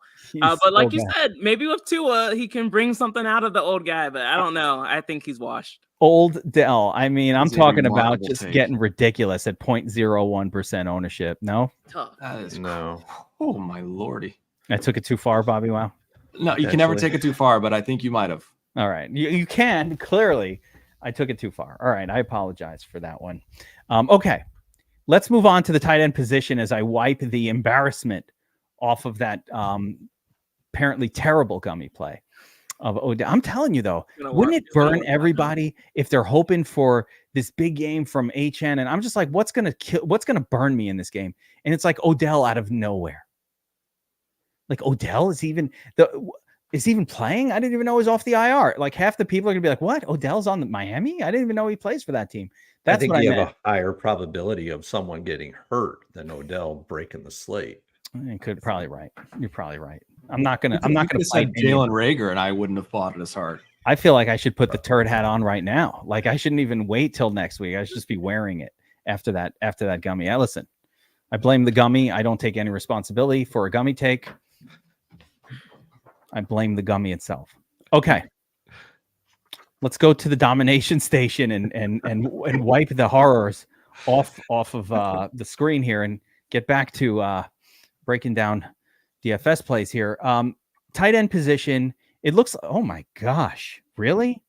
So I just sorted the optimizer by, imagine I'm right though, and then he does smash. Everybody will remember it. That would be the most elite call of all time. Yeah. That's the upside there. You got a lot of upside. Like, what's the worst? Everybody's like, you're not playing that guy. And then if he actually does anything, I'll be like, oh my God, Geek called this shit. If OBJ ends up in the optimal lineup, I will eat a gummy live on the show next week. No, I will not force you to do something like that. But I mean, Mecole Hardman ended up. If you're willing to do that, I will certainly think that would eat a gummy out of a turd hat. Yeah, out of the turd hat. Look at Mecole Hardman. I mean, he ended up in the winning Millie Maker lineup. Well, last week, all you needed was 5 receptions and a touchdown, and you were the best wide receiver on the slate. The guy was. By the way, people bidding. Let me a little fantasy football note for you guys out there. Okay, don't bid your fob on Mecole Hardman. Are you nuts? What's the matter with you?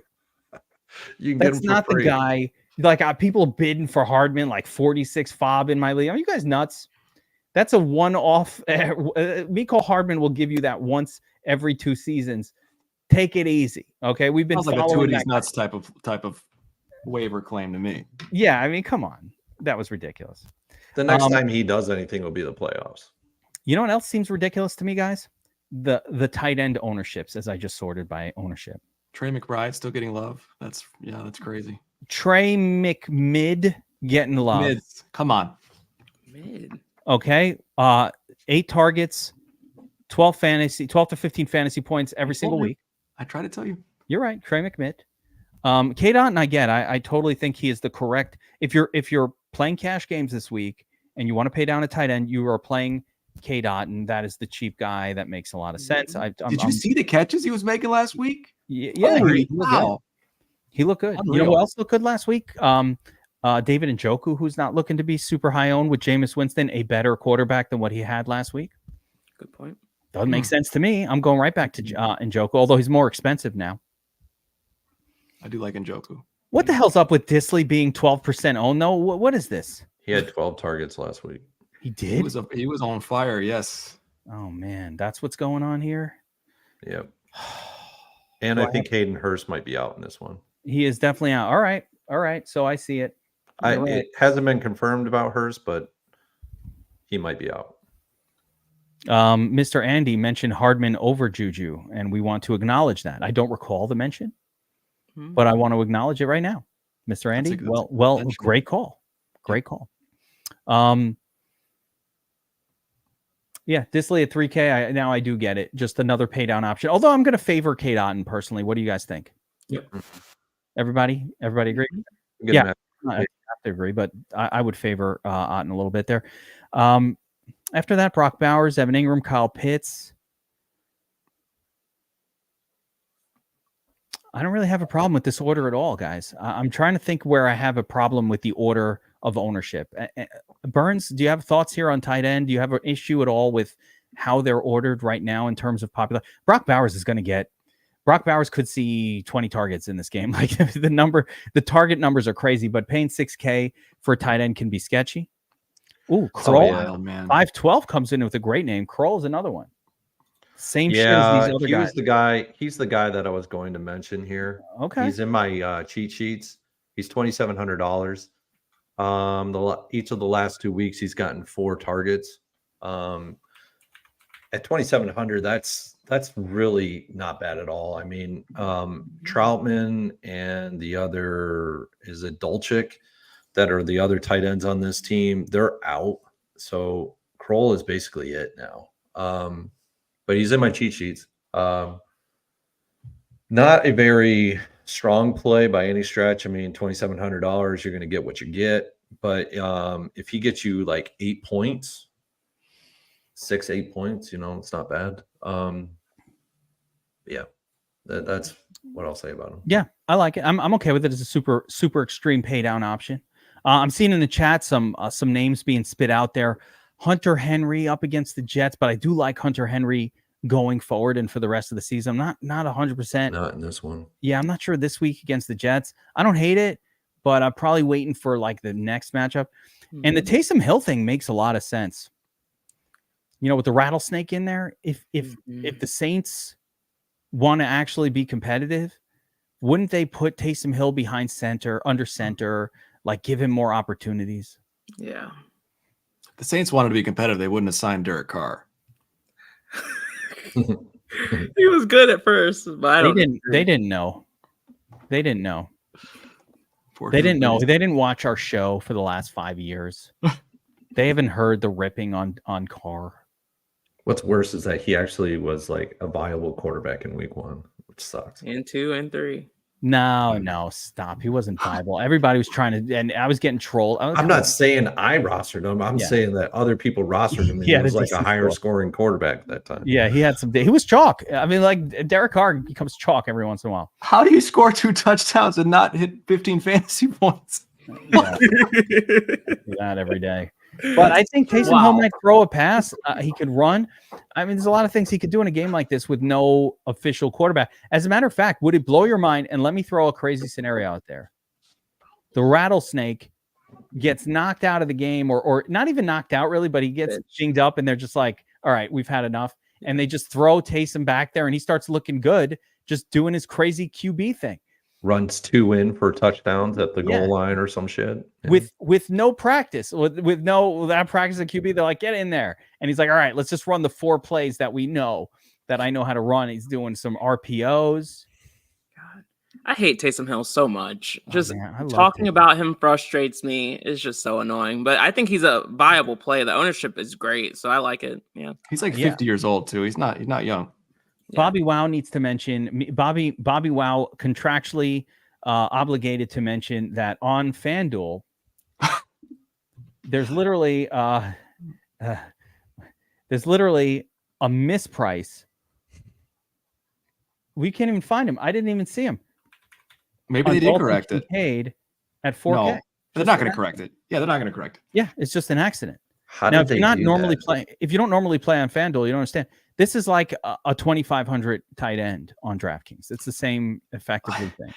Now, at the same time, he's not an all-in play because that 4.4 and that 6.7 probably don't get you there still. I know he's cheap, but that doesn't get you there. Yeah, Kincaid is. Yeah, he hasn't had a single game that was even almost worth the 4K. That's crazy. Oh, that's criminal that they haven't used him right. Yeah. Gosh darn it. I mean, I paid a first round ugly. pick. That's for this uglier guy. than I ever would have imagined. Even People, did? Oh my gosh. This was a first round dynasty. In Dynasty? Yeah. Oh, okay. That makes sense. I was going to say a redraft. No. He was a dynasty first rounder when he came out. And the EBGBs. God, that's terrible. Hasn't gotten it done. Let's go back to Dom Station and just give another once over to the tight end spot and see if there's anybody else that we really feel like we want to bring out. Is Goddard guaranteed out? Is he a guarantee out? Yeah, he looks like he's not going to play. Okay. I mean, I don't know if Calcaterra is really anybody that I care about. He's not, but I mean, he's still 3,200. Calcaterra is Jack Stoll in a mask. Yeah, I don't- pretty much. He's Johnny Munt part 2. Not even. What, BobbyWow, should I bring up the fact that you and I ripped on the Frenchman Olivier, and then of course last night, and then of course he puts one in the. He gets awesome. I was so pissed. I don't think he might not have ended up the optimal. He wasn't, but he wasn't. But still, early in that, I was like, oh my god. I did a whole thing making fun of this guy and just calling him a Frenchman. I don't know if he's French. I don't even think he is. I was just saying that. No, I don't think so. I will say that in that Mahomes, Kelsey, Hopkins, Millie lineup, it's double tight end, and Brock Bowers is sitting in that spot. Yeah. Mm-hmm. Okay. Yeah, I like it. Any other tight ends you want to discuss, or we can move on to I have some defenses I love this week, guys. I can't wait to hear him. He was in the 500. So Olivier was in there. All right. Damn it. Dang it. I have Evan Ingram showing up a little bit, but that's about it. I don't love him. He's just the only tight end y'all haven't talked about yet. I'm with you, Josiah. I'll have a little I bit. made my list. Like, it's Ingram. I really like Njoku. I'm going to push the button a lot. Kyle Pitts, we didn't talk about him either, but Pitts has been quietly very efficient, and he's finally priced correctly for me at like the low 4K range, like that 4,300. I'm good with Kyle Pitts when he's going to be in closer to 4K than 5 or above 5K. He does seem to get somewhere between 6 to 8 targets most weeks, and that's what I'm looking for out of my tight end. So I'm okay with Pitts as well. I was ripping on Pitts earlier this year, which is why I had to speak it. Yeah, I don't know how you justify paying for him over like K. Dotton, but yeah, I get you could. Yeah, he's in play, I guess. Again, the chat is hilarious. They're funny. Like, I think that's why they're watching this, because this is a fun show, and these guys are hilarious. Bo Picks might have been my favorite so far. It's pretty good. Joe Mixon, I mean, Kyle the Arm Pitts, he stays. This is great. That's a great combo. You guys are hilarious. I really do. I genuinely enjoy the chat for this live show. So let's talk about defenses. And I think there are 4 smash defense spots, and I don't necessarily think it's 4 or 5 teams, and then I don't think we need to mess with anybody else. But that being said, Burns always has different ideas than I do. And I'm always like, what? Who? So I'm going to start, Burns, with you. Okay. And give me those defenses that make you go, by Burns, right? Remember that segment on the Arsenio Hall show? Anyone? No? I remember the show, but I was What? Things that make you go, Yeah. No? Not the song. It was a segment on the Arsenio. All right. No, I remember that segment too. Is that shown on black and white television? I haven't heard of that show. Jeez. Oh gosh. Man, you guys are I've babies. heard of the show. I just didn't watch it. Bobby's a baby. Channel WWOR channel. Do you You channel need 9? an over-the-air antenna for that thing. It was. Yeah, I did. Yes, there was an antenna involved. Yes, it was regular television. It's before your time. Enough. Stop aging me. It was Arsenio around when Hall. the box was around. You put a hanger on the TV. I had a hanger on my TV. We didn't have an antenna. It was a metal hanger. Taysom Hill looking behind. Be pulling on the hanger, trying to adjust it, Get Channel 9 coming in. Channel 5 never worked. Fox never could get that. 4, forget it. NBC never worked. I was only getting ABC and then, the bad channels, Pix, WOR. Oh, man. But they had cartoons. Spanish channel, right? Channel 4 or whatever. Get 13, UHF, get some. Anyway. Don't let me get into this here. We got to get in these defenses. There are some really good ones, including Burns, defenses that make you go, The one that'll make you go really is the Finns this weekend. They have a really good metric on my model. So I'll have a good bit of them. When I was looking at this, the Chargers actually had lower ownership than they do now, and they've spiked. Kind of not liking that a lot. I don't like defenses when they're that owned, even though we've seen like Tampa Bay go off. Other ones, the Bears. I like the Bears this week as well. And then I like the Broncos at the high salaried spot. And then the other one that I like is the Jets. I think the Jets could just take over the slate this week with, rookie quarterback Drake May at the helm. So, but the only for me there was Dolphins. A little, interesting. Yeah, you asked for the I got the there. Okay, good stuff, Burns. How about you guys? Josiah, do you have a defense, just one or two that's popping for you this week? It's probably the Broncos. Anybody taking on the Panthers? Definitely the Broncos. That's the obvious one. But the Commanders at 2,900. I said it. Caleb Williams is not great, and I think we're gonna see those interceptions happen again. We're gonna see those fumbles happen again this week, and it's gonna be great. BobbyWow, not too pricey. Shots. Bobby fired. Doesn't like you anymore, Josiah. That is shots. Don't fired invite right him to the pre-lock show. No, the truth is, Josiah always is so right on that I'm scared. I'm like second guessing almost at this point. Shots not when fired. I'm loud about a play. That's when it goes bad. I think I believe in Caleb. And Caleb, I trust. There's one defense that I really like that I think is going to be overlooked on both sides, and that's the Falcons. I think the Falcons have been better than people give them credit for.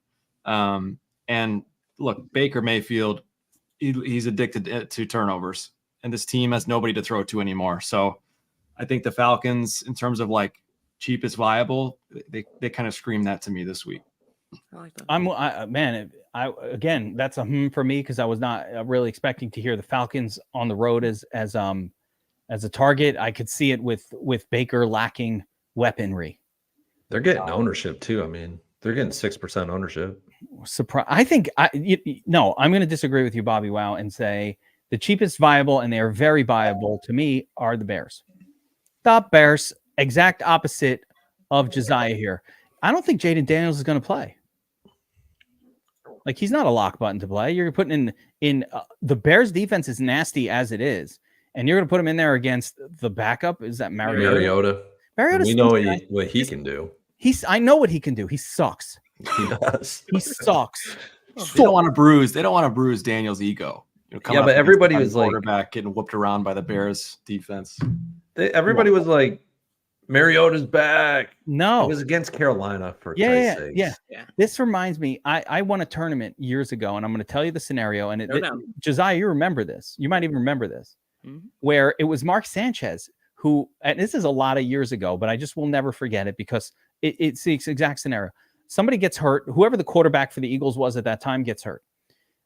I don't remember. Sanchez, the backup, comes in and looks good in relief of that quarterback in his first game back. And now everybody, Sanchez looked good out there. So now the Eagles were headed out to Green Bay to take on the Packers that week. And no one's playing the Packers defense. And I'm like, wait a minute. Do people not realize that Mark Sanchez is the quarterback of this team? Why is nobody talking about the Packers defense? Packers defense ends up putting up a 23 at 2% ownership. And that 23 is what causes you, when all the other defenses on a week, especially the chalk ones, get 8s and 10s and 12s, and you put up a 23, that's how you win a tournament. That is the thing that you need. Everybody else is the same, but I got 23, so I got a 10-point gap on every other lineup. And I did win a tournament with that. This is the same scenario. Marcus Mariota looked good coming in, whatever. He stinks. He is terrible. And so there's a misconception about Mariota. Again, this is only if Mariota starts to me. Like if Jaden Daniels comes in, I still don't mind Bears defense, but I don't like him like a lot. At that point, it's just a punt defense, but I'll aggressively be targeting the Bears as my favorite pay down option. And BobbyWow, I should be smiling. I'm complimenting your team. Their defense is actual good. It is actually good. My concern though, and I don't want to burst your bubble, but Kyler Gordon and Brisker are both out, and those are two of their studs in the secondary. So that is a big hit for the Bears defense. Not that Mariota is going to exploit that necessarily, but it is definitely a hit, like as far as turnovers are concerned. Yeah. Now, of course, some of the other ones are kind of chalky. Give me the Chargers against the Rattlesnake all day, right? Rattler is going to continue to look like a 6th round rookie quarterback for any time that they put him out there. And I think the Chargers defense is good. We could play Ravens against Jameis Pick-Sixton, even though I think Jameis will have a good game. I think Ravens defense could have a good game as well. I don't mind Ravens defense in the same lineup with Pick-Sixton. Wow. Yeah, I don't mind it. I don't care. Doesn't bother me. On a showdown, maybe. What we're talking about, the main slate. Yeah, I- what's going on? This is I not a have- showdown. Jameis like 3-4 touchdowns, and then Ravens have a pick 6 or 2. I mean, I think that's not crazy. There's no negative correlation between the defense and the opposing quarterback. It's just we've seen it on the showdown. Especially with Jameis. Yeah, especially with Jameis. He's Pick-Sixton. That means he gets the ball right back. Yeah. He throws a pick 6. What happens? Who got the ball back? Jameis. I wish Jameis had, if for the whole play, it would be nice if Amari Cooper was still there.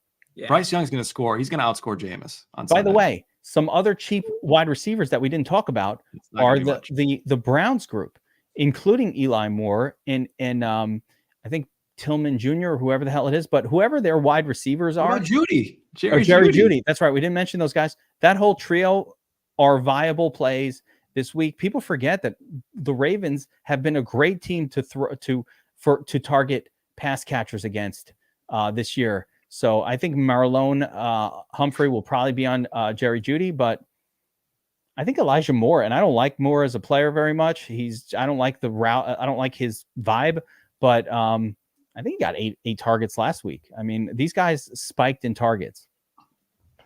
So Broncos defense as well. If you can get there, Bryce Young is not NFL caliber. I think you play the Chiefs defense at 3,600 as well. So quite a few kind of pretty good plays at defense. I think the Chargers and most likely, I didn't mention the Jets, but the Chargers and the Broncos for me are the pay up options that look really good. And the Jets are in that group as well. And I love the Bears if I'm paying down, as long as it's Mariota in there. Is Humphrey playing? I think so. But who's he going to be on? Even if Humphrey, there's no clear WR1 for the Browns. They're just going to bring Ray Lewis and Suggs back for this one, just because they could look good against this Browns team. I mean, He's doubtful, Humphrey. What if the Browns are good now because they have Jameis Winston? oh my God, I can't even believe this is happening. Did this not happen with Flacco last year? Or what? It's a repeat. We just Joe saw this. Flacco won a Super Bowl. Joe Flacco's not better than Let's modern put some day. respect on Joe Flacco's name for a second. No. He's no different. He's just a backup quarterback. If he was so good, he'd be a starter. Yeah, but You guys are crazy. I can't get on board with Jameis. You guys are I'm nuts, playing man. him, but I won't say he's Flacco. If you get on board with Flacco's Jameis, so great then- now. Why didn't the Jets keep Joe Flacco? Why did we get I don't know. I like Jameis, man. Jameis Jameis is has gotten terrible. it done. I like him as a person.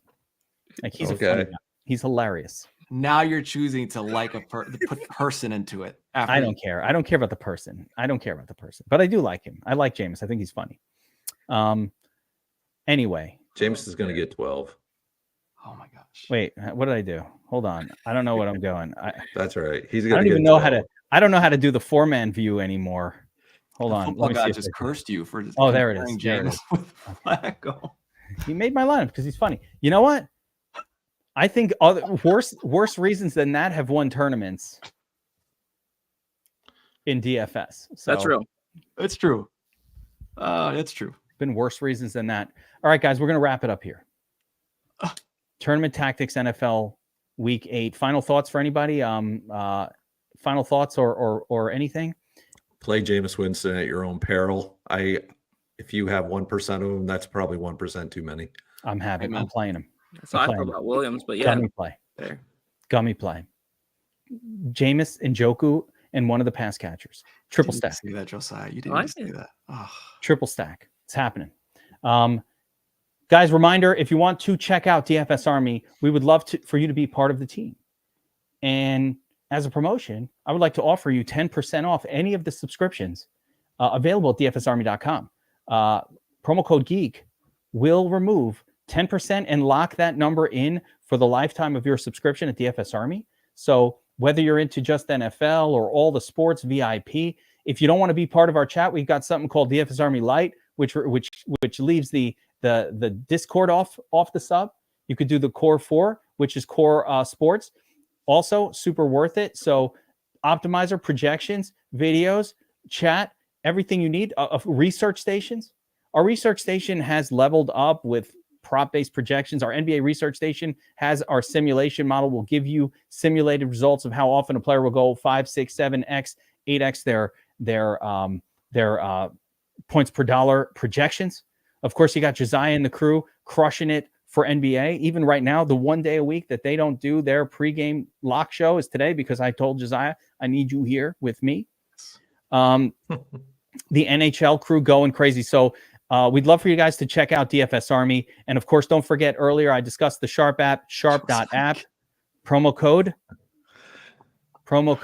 DFSA25, 25% off any of the Sharp app subscriptions exclusively for DFS Army YouTube watchers and subscribers. So make sure you check out if you're into sports betting, please go check it out. The app there's a free version of the app that's really freaking awesome too. Even if you didn't want to pay for a premium service, the free version of the app, you can track your bets. You can see all the games, all the different lines. It's spectacular. So I strongly recommend downloading the app, even if you don't want to get a premium subscription, because it is awesome and super useful. You know, my favorite thing on the app is, guys, when I make bets, especially props, but any kind of bets, you can go to the game center for a game and it's got live stats happening in real time. So if I know, I'm waiting for 220 yards for this quarterback, I'm in the Sharp app watching the live stats go through, and I'm like, yeah, I just hit it. So there are a ton of things going on in the Sharp app that don't even cost anything. We built it. We'd love for you to check it out. It is free, Sharp app.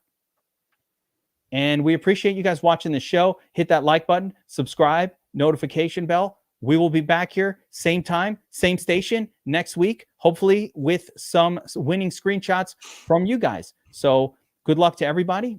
Don't forget the Shark Lab book as well, Winning the $1 Million Game, available on Amazon, Barnes & Noble, and all your favorite booksellers. So go check that out. Author Adam Burns, Winning the $1 Million Game. Good luck this week, everybody. We will see you all next time.